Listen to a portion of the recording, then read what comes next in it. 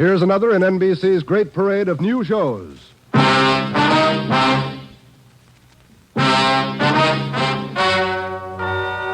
and gentlemen, the story you are about to hear is true. Only the names have been changed to protect the innocent. NBC brings you Dragnet.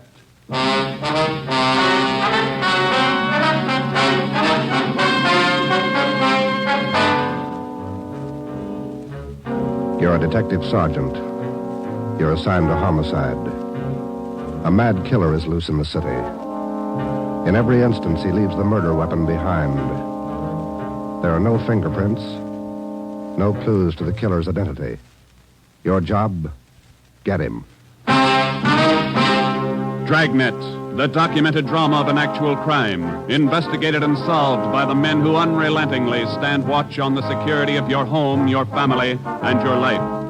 For the next 30 minutes, in cooperation with the Los Angeles Police Department, you will travel step by step on the side of the law through an actual case from official police files.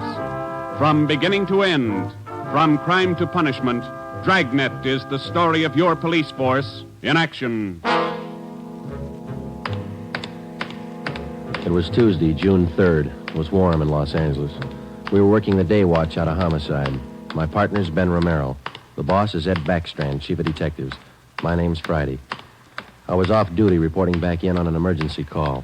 It was 3:57 a.m. when I got to the basement of the city hall, the carpool. Let's go, Friday.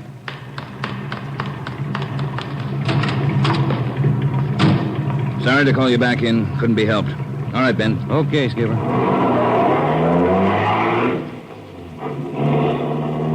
What's up, Ed? Double murder. When? I don't know. Found out about it 40 minutes ago. You got any ideas? Roughly same M.O.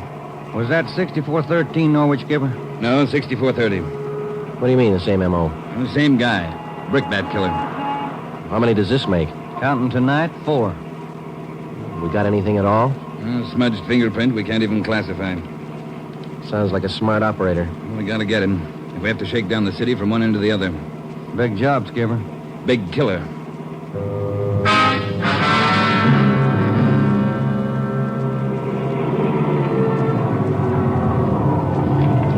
At 4:26 a.m., we pulled up in front of 6430 Norwich Drive, a small group of bungalow apartments facing on an oval-shaped garden court.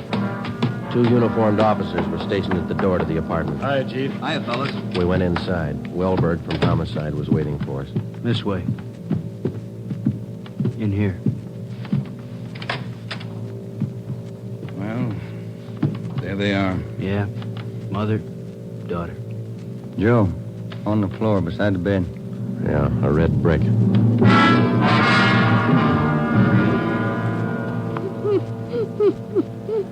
Miss Hafters, we know how you must feel about all this, but would you please try to answer a few more questions for us? Yes. All right. Oh, Margaret. Miss Hafters, how long had you known Mrs. Diaz and her daughter? 9 years. This November they moved next door. I remember it so well. We got along right from the start. And as far as you know, the only close friends the mother and daughter had live right here in the apartment court? Yes. Margaret was a pretty girl, but she was no chaser, no boyfriends. Very close to her mother. The 2 of them very close. Did they keep any amount of valuables in the apartment? Money, jewelry, things like that? Oh, no.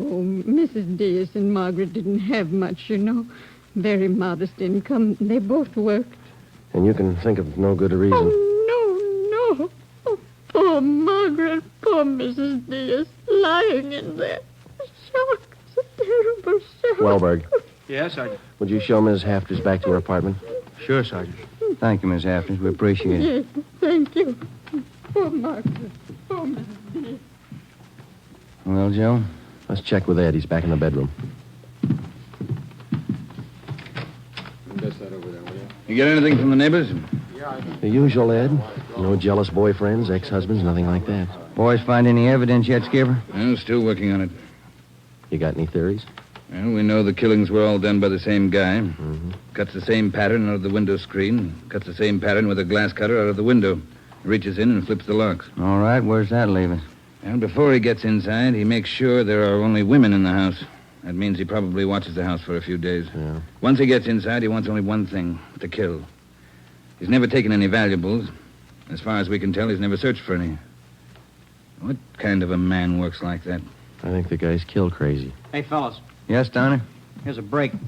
2 fair prints. 1 thumb, 1 forefinger. What'd you get, Pete? Only got 9 points. Not enough to go into court, but enough to make him. We'll know him when we get him. Yeah. Found the prints on the lens of the old lady's eyeglasses.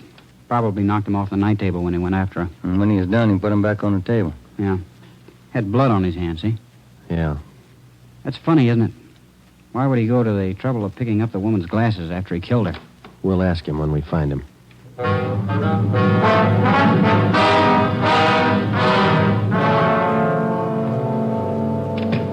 Hi, Ben. Joe. Might have something for you. We can use it, Lee. Hold it just a minute. Yeah. Crime Lab, Jones. Yeah. Yeah, all right. I'll tell him. Right, Ed. Backstrand. If you're through checking the victim's clothes by 8 o'clock, you can knock off for sleep until noon. What if we're not through? Take it up with the chaplain. Here's what I wanted to show you. Over here. A couple of casts. Bare footprint. That's right. Those from the Diaz place? Found them outside the dining room window in the flower bed. Take a look. Mm-hmm. Good cast. Size 9. 10. Missing toe there, huh? Left foot, first toe. That's lucky. Well, then the guy took his shoes off before he went in that house. That's the way it looks. You leave any other prints, Lee? 3 with his shoes on. Here they are. Here. Yeah. How would you say the guy is built, Lee? Oh, from the impression, pretty heavy man. There's no full length of stride, or I might give you an idea of his height. How about the bricks, Lee? Here they are, all 3 of them. Used this one in the first murder, this one in the second, this one last night. Leaves them around like calling cards, and there's no way to check them. You'll never get a fingerprint off a common red brick like this, Ben. Surface is too rough. Well, we got an idea of his weight. We know that the first toe's missing from his left foot. That's something. The one we had yesterday. We can check that missing toe in the amputation file, Joe. Yeah. Well, we better get back. Pete ought to have those prints ready, too. Thanks a lot, Lee. Okay, fellas. Say, they post the bodies yet? Yeah, they're doing it now. Same as the first 2. The brain? Concussion, hemorrhage. They didn't have a chance. Hold it a minute. Crime Lab Jones. Sure, just a minute. Either one of you fellas. I'll get it, Joe. Okay. Yeah, Romero. Yeah. Good, we'll be right over. They got a make on those 2 fingerprints.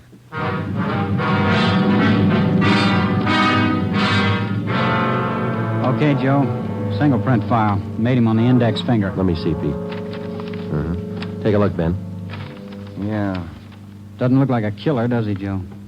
Kind of nice looking. That's right, Pete. They said the same thing about John Dillinger. The name at the top of the make sheet read, Carlos Richard Monterey, male, Caucasian, age 19, height 5 feet 11 inches, weight 165 pounds, dark brown hair, dark brown eyes. Last known address, 1663 Naples Street, Los Angeles. Previous arrests, 1, auto theft, February 8th, 1936. That was all. Ben and I had been expecting more. The information on the mama sheet for Monterey was 13 years old. So was the picture. So was the description. So was the address. In 13 years, a man can change in 1,000 ways. So can his habits, his appearance, his address. In 13 years, everything can change except 2 things. A man's fingerprints and a physical deformity.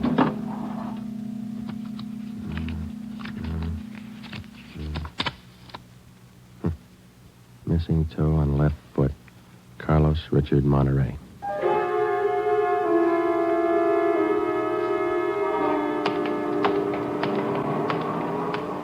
Here it is, Joe. 1663 Naples. Yeah, come on.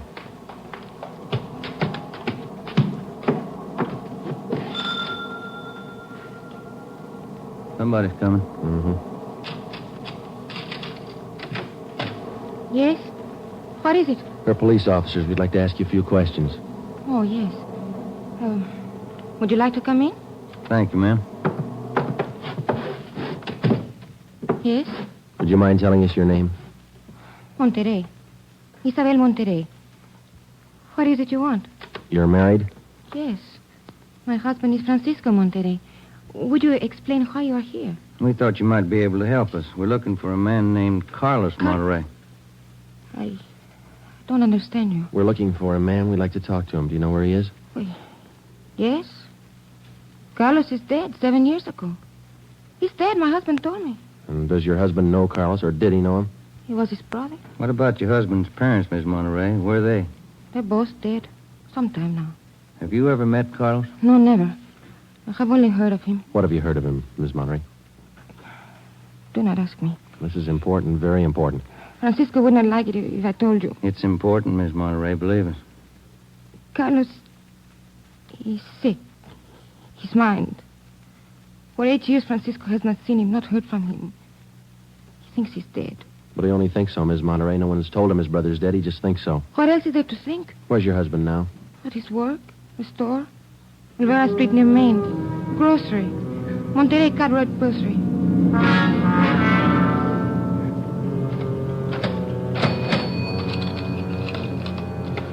Here's your change. Thank you, Mrs. Myers. Now, look, officers, you know how it is. You don't like to let these things get out. That's why I trust you. You can trust us, Mr. Monterey. We just want to check on a few things. Oh, fine. Always glad to help out if I can. Well, can you tell us if your brother was ever in a mental institution in his life? Oh, I know there was nothing wrong. 1923. Got a little bad, so Mom and Dad had to put him away for a while, just till he calmed down. I remember the day. Sometimes, dumb, stupid kid, what do he know? Standing there by himself in the train, crying. The public nurse, stupid way he cried. What do you do? I cried, too. I was only 10, Sergeant. I saw him go. He was alone. Later on, Mr. Monterey, your brother was released from the state institution. Yeah, he was 16. And then he started running around, playing tough, carried a gun, lived by himself. He never came around. He dropped from sight about 1938. You haven't heard from him since then? Nothing. Never seen him. Do you know of anybody who might have seen him? Ooh, there was a girl he had. Anita something. On Soteo Street. Anita Martin, yeah, that's it. Soteo Street. Maybe she's seen him. Ask her. Maybe she's seen him. Carlos Monterey? Not in a year. Last March he was in. When I was working at the Peacock, down on South Main. He came in, we talked for a while. That was all. And you haven't seen Carlos for the past 2 months or so? I tell you, no. Has he written to you? Has he phoned you? Once, 3 weeks ago, he phoned. Here. He left a message with my girlfriend. But he didn't call back again. Now, that's it. That's all I know. Thank you, Miss Martin. Here's our card. If he does call, well, you'll let us know. Yeah, I'll let you know. You liked Carlos, is that it, Anita? Like him? No, I didn't like him. He was funny. But he was nice. You know, I pitied him. Why did you pity him, Miss Martin? Well, he was a good fellow who was strange. He could smile, you know. He had a nice smile, but you could tell he was never laughing. There was something in his mind. Something... Oh, I don't know.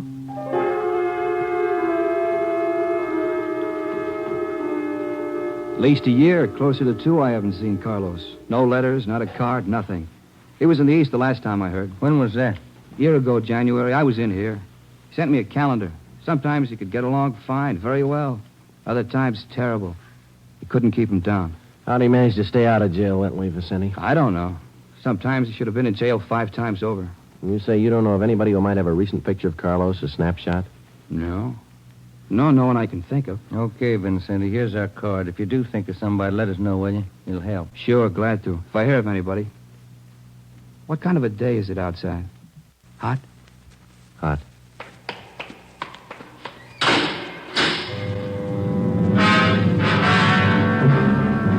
By 5 o'clock that afternoon, Ben and I were certain of one thing. Carlos Monterey was in the city of Los Angeles, somewhere. We drove back to the office and told Ed Backstrand about our interviews with Monterey's relatives and his friends. Inquiries and requests for further identification and information on him were immediately relayed to the state mental institutions. The 13-year-old picture of Monterey taken from the files was copied and distributed with a note of caution as to the age of the photograph. An APB was sent out. Stakeouts were placed at the home of Monterey's brother, at the brother's store, and at the apartment of Anita Martin. A special detail of 300 men was ordered to join the Dragnet already in operation. The details at the airport and the bus terminals were alerted, as well as the details at the Union Depot and the main post office. By 6 o'clock that night, almost 1,000 men were actively working at the job of tracking down Carlos Monterrey. At 6:30 p.m., Ben and I drew a 4-hour relief period. We drove out to Ben's place, and his wife fixed us some dinner. At 10:30 that night, we reported into the office, picked up Ed Backstrand, and we drove out to join the manhunt.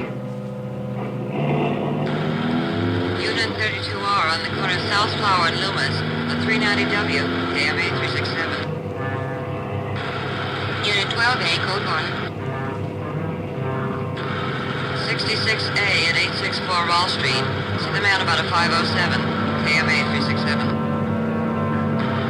Unit 42, 5430 East Grand, Apartment 10, 311, KMA 367. We cruised with the Dragnet operation until 5 o'clock that morning. Ben and I took turns driving. Actually, the tremendous job of scouring 500 square miles of city for one man was only beginning. Unless there was an unexpected break, the search for Carlos Monterrey could wear on for weeks.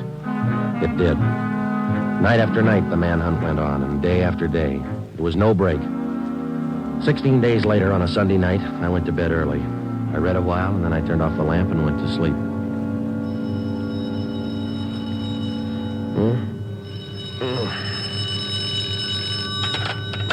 Hello?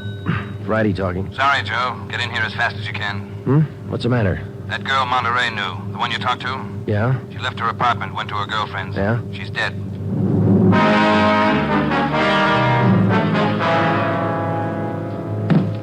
There it is. Ordinary red brick. Found it by the body.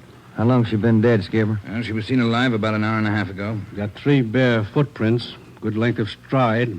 Found them down in the lot beside the house. What do they look like? Same guy. First toe missing from the left foot. The same weight impression. Should be about 5'11". That checks out with what you got, doesn't it? All right, so it's the same guy. What about those shoes we found, Lee? Yeah, they correspond. They were impregnated with foreign matter. What'd you find? Particles of lettuce leaf, dry onion skin, traces of red cabbage. Maybe a vegetable counter. Maybe. What about the city wholesale market down on Front Street? What about any market in Los Angeles? No, Lee, that wholesale market is big enough to hide anybody. Hundreds of transients work in there. Some of them even sleep there. For a guy like Monterey, it'd be perfect. That's a fair guess. Check it when it opens. They open at 2 a.m. 2:30 now. All right, get back to the office and pick up as many extra men as you need. Get down there right away. Okay, Ed. Now, you know he's a rough one, so watch it. On Monday, June 23rd, at 2 minutes past 3 a.m., we pulled up at the city wholesale produce market. With the exception of 54 police officers in plain clothes who mingled with the buyers and sellers, business went along as usual. The market itself covered almost 3 square blocks in the lower part of the downtown area. It was divided off into hundreds of individual stalls by flimsy wooden partitions. To make the search even tougher, the place was crowded. For the first 45 minutes, we had the men circulate at random through the crowd on the chance that one of them might spot Carlos Monterrey from the 13-year-old picture. It didn't happen. After that, we started a systematic canvass. We talked to the customers, we talked to the managers of the different booths, we gave them Monterey's description, we showed them his picture. Nobody recognized him. We checked the employment records one by one. Not a sign. Sorry, Sergeant. I'd like to help. I've never seen the guy. Okay, Mr. Snyder, thank you. We sure picked the sweet jobs, don't we? Oh, yeah, we could spend a year at this. Oh, Sergeant Friday. Yeah, Kamansky. Did you find something? Guy at the booth over there against the far wall. Thinks he might have hired Monterey a couple of days ago. Come on, Ben. Where? Over there, Sergeant. You showing Monterey's picture? Yeah, he thinks it might be him. Mr. Fresnetti, this is Sergeant Romero, Sergeant Friday. Yes, I told your boy, Sergeant. This fellow Carlos, I hired him to help last Thursday. Big rush for me now, so I hired him. You sure he's the man? In the picture? I think so. A little older, maybe. Oh, but I know faces. He's the man. You're looking for him? You say you hired this man last Thursday? That's right. It's a big rush for me now in the morning. I hired him Thursday. He worked Thursday, Friday, Saturday. But he don't show up this morning, so I got no use. Too many men to pick from. He don't show up, I let him go. What kind of work did he do for you? Same as he did for Schiller down there. Heavy work. Moving the stores, cleaning up. What kind of produce does Schiller handle, Mr. Franzenetti? Fancy, very fancy vegetables. Choice. New potatoes, expensive red onions. Schiller sells to the big hotels. Does Schiller handle brown onions, Mr. Franzen? Oh, only the best. Big dealer, that Schiller. Sells it to the big hotels. How long has this Carlos been working around the market? Oh, I don't know. Is it just like the rest? First he worked for me, then Largo Massini, then a Schiller. Hey, why are you looking so hard for him? He stole something? He murdered somebody. Him? Mamma mia, murder. Do you have any idea where Carlos lives? Me? No. And if he comes back here, I tell him to get out. I got nothing to do with this trouble. No, you'll tell him nothing, Mr. Fresnetti. Here's our card. If you see Monterey again, call us. Say nothing to him. Oh, sure. I remember. Joe, call the chief at the office, will you? Message just came in. Thanks, Al. Come on, Ben. Yeah, there's a phone booth. See? No, I don't. Where? Straight ahead, little to the left. Oh, yeah. You got a nickel? Let's see. Oh, yeah. Yeah, there you are. Thanks. I'll see what Ed wants.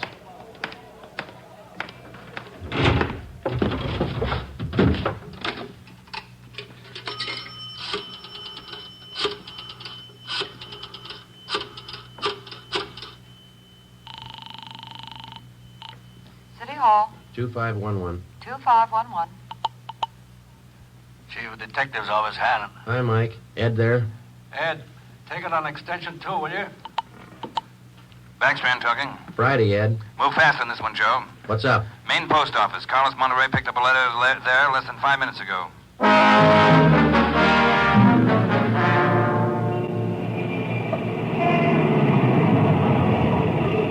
Come on, Ben. There's Ed over there with Wellberg. Yeah.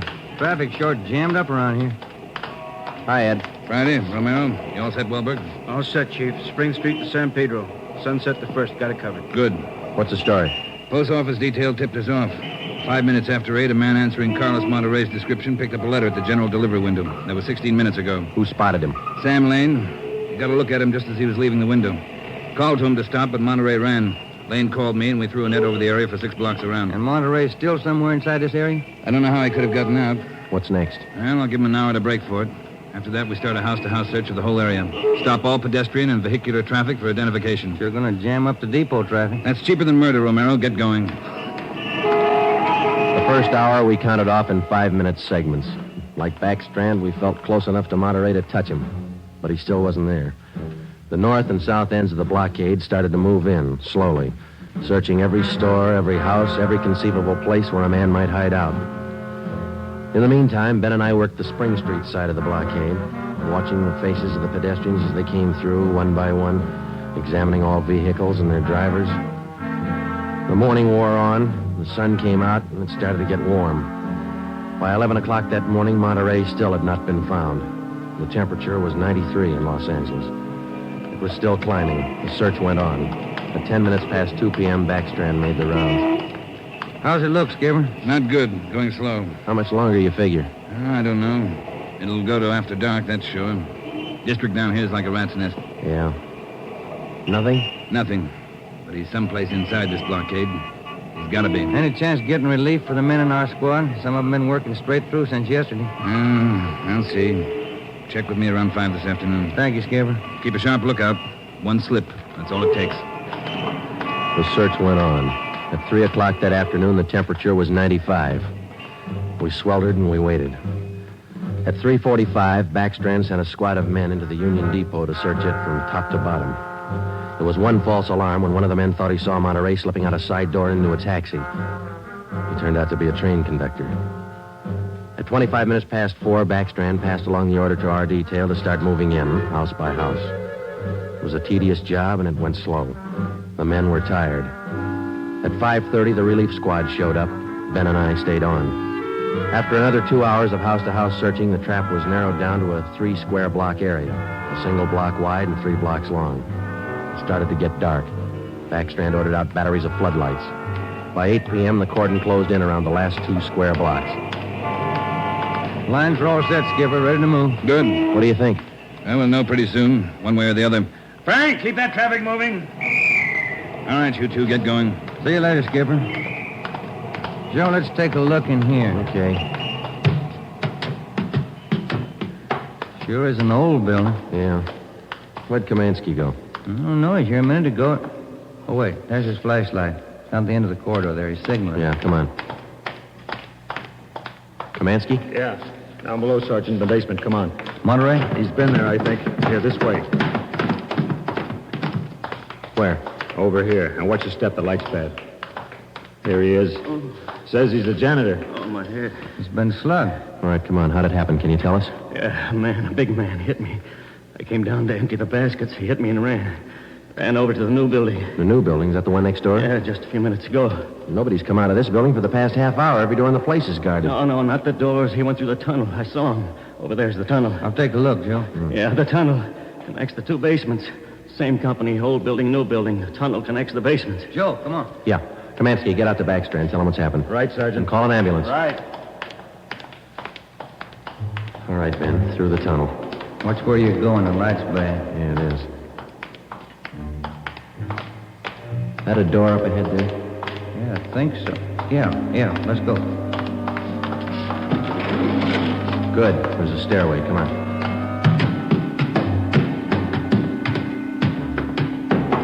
Watch the doors. Joe, the elevators. They're both on the third floor. Let's head for the stairs. Ben, come on.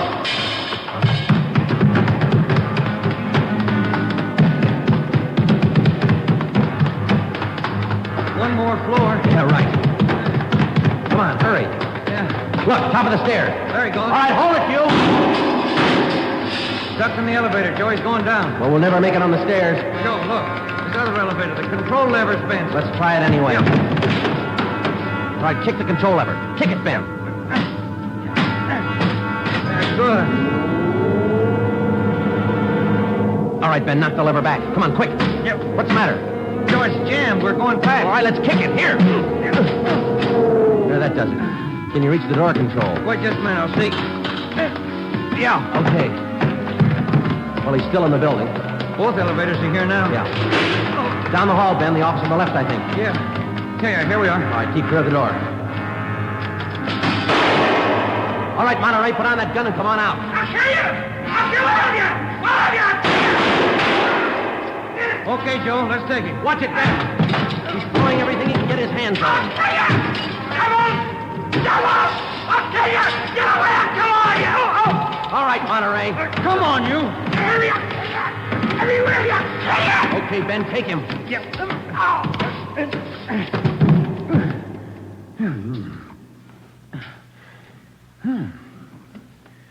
Nice looking guy. Clean cut. Yeah. Doesn't figure, does it? What's that? My wife would say he doesn't look like a killer, does he? What's a killer supposed to look like? The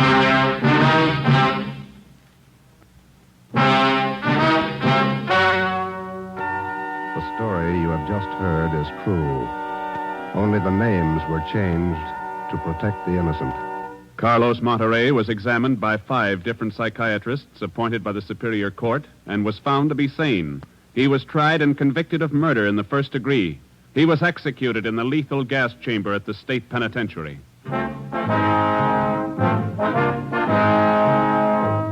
You have just heard the 17th in a new series of authentic cases from official files. Technical advice for Dragnet comes from the office of W.A. Wharton, Acting Chief of Police, Los Angeles Police Department. Tonight's program is dedicated to motorcycle patrolman John Kramer of the El Paso, Texas Sheriff's Department, who on the afternoon of April 26, 1940, gave his life so that yours might be more secure.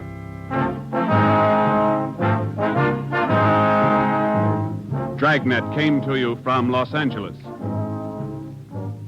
Your tune for the stars on NBC.